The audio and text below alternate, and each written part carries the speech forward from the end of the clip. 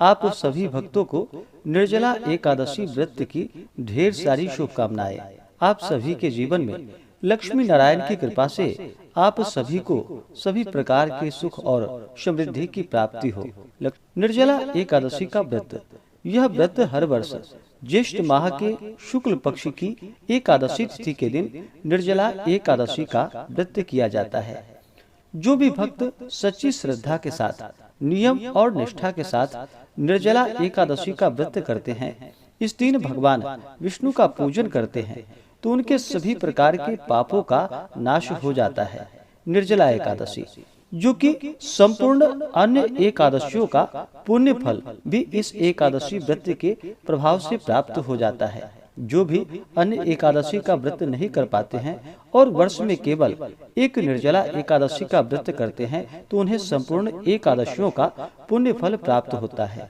निर्जला एकादशी के व्रत में इस दिन, जो कि दिन रात्रि निर्जला रह करके, इस व्रत में अन्न और जल दोनों का त्याग करके रहना चाहिए।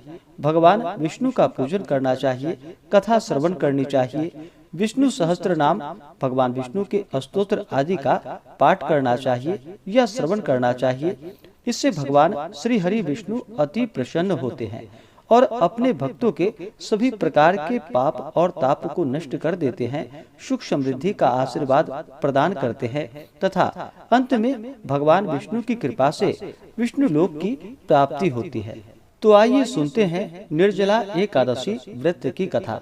तो बोलिए प्रेम से भगवान विष्णु की जय, माता लक्ष्मी की जय। बहुत समय पहले की बात है कि एक बार महर्षि वेद व्यास जी महाराज युधिष्ठिर के यहाँ संयोग से पहुँच गए।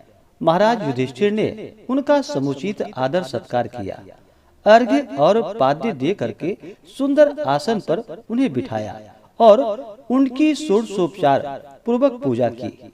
जब महर्षि सब प्रकार से निश्चिंत होकर बैठ गए, तब भीमसेन ने हाथ जोड़कर उनसे कहा कि हे भगवान, मैं बड़ी आपत्ति में पड़ा हुआ हूँ, दया करके आप मुझको इस आपत्ति से उबरने का उपाय बतलाइए। भीमसेन के ऐसे वचन को सुनकर महर्षि व्यास जी हंसते हुए बोले, क्या बात है भीम, निसंकोच कहो। भीम ने कहा कि हे प्रभु, महाराज युधिष्ठिर, धनुषधारी अर्जुन, विचारवान सहदेव और बहादुर नकुल एवं सौभाग्यवती महारानी द्रौपदी इत्यादि सभी लोग एकादशी का व्रत करते हैं और मुझे भी व्रत करने के लिए विवश करते हैं कि तुम भी एकादशी का व्रत किया करो। महाराज, आप तो जानते हैं कि मेरा जीवन अन्न पर ही आश्रित है। एक दिन भोजन न करने की बात तो अत्यंत दुष्कर है। एक क्षण भी बिना खाए मैं नहीं रह सकता। तब आप ही बतलाइए कि किस प्रकार यह मेरा धर्म संकट दूर हो।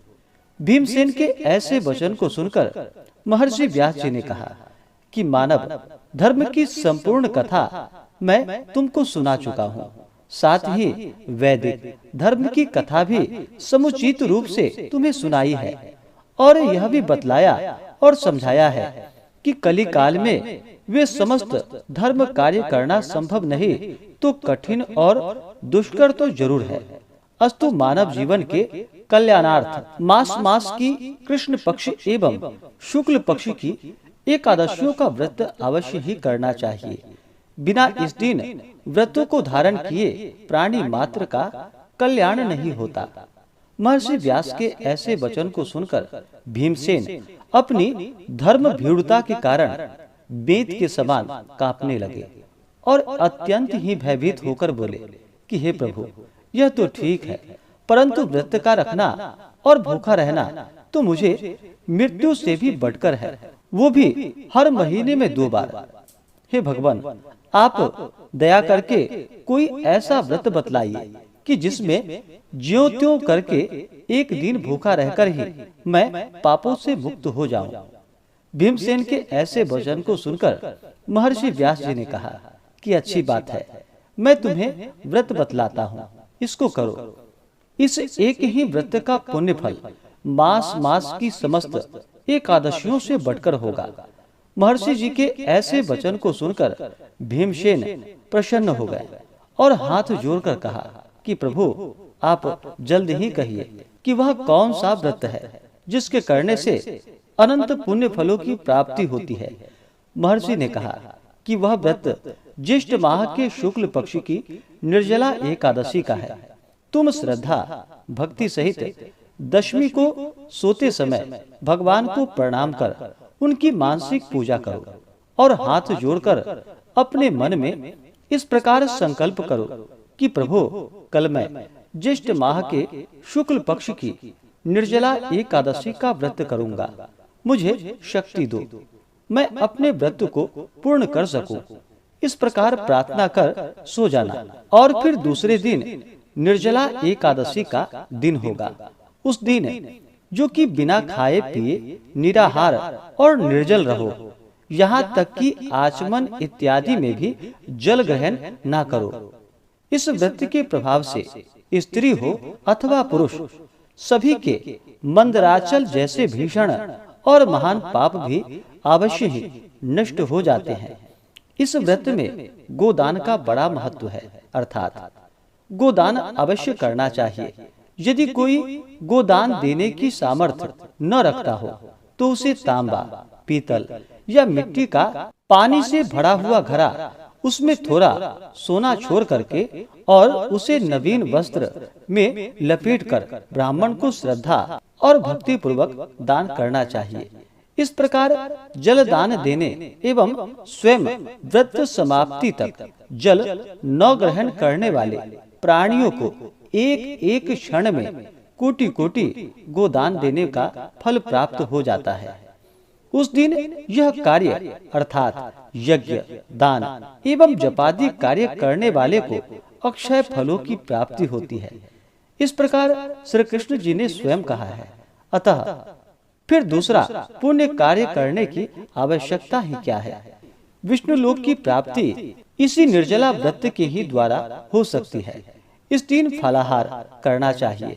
अन्न खाने वाले की अनेकों प्रकार की दुर्दशा होती है और वे चांडाल स्वरूप समझे जाते हैं। इस व्रत के प्रभाव से चोर, गुरुद्वेषी एवं हर प्रकार के पापियों का उद्धार हो जाता है।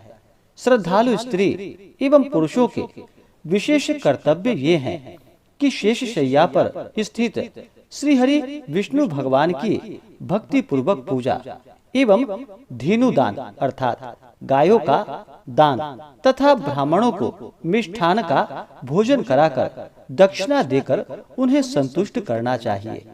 निर्जला व्रत रखने वाले को गौ, वस्त्र, छत्र, शैया, कमंडलू आदि वस्तुओं का प्रेम पूर्वक भक्ति सहित दान करना चाहिए। उपाहन दान करने से स्वर्ग गमन के हेतु स्वर्ण भूषित रथ प्राप्त होता है और जो इसको भक्ति पूर्वक श्रवण करते हैं तथा कीर्तन इत्यादि करके रात्रि जागरण करते हैं, वे मनुष्य बिना विघ्न स्वर्ग प्राप्त कर लेते हैं। तो बोलिए प्रेम से भगवान विष्णु की जय, माता लक्ष्मी की जय, एकादशी माता की जय, भगवान श्री कृष्ण की जय, सर्व देवी देवता की जय। इसी प्रकार से जो भी भक्त सच्ची श्रद्धा के साथ, नियम और निष्ठा के साथ निर्जला एकादशी का व्रत करते हैं, इस दिन भगवान विष्णु का पूजन करते हैं, व्रत में नियमों का पालन करते हैं, तो उनके सभी प्रकार के पाप और ताप नष्ट हो जाते हैं। जब व्यक्ति के पाप और ताप नष्ट होते हैं तभी उनके पुण्यों का उदय हो पाता है। उसके बाद ही सभी प्रकार के सांसारिक सुखों की प्राप्ति हो पाती है।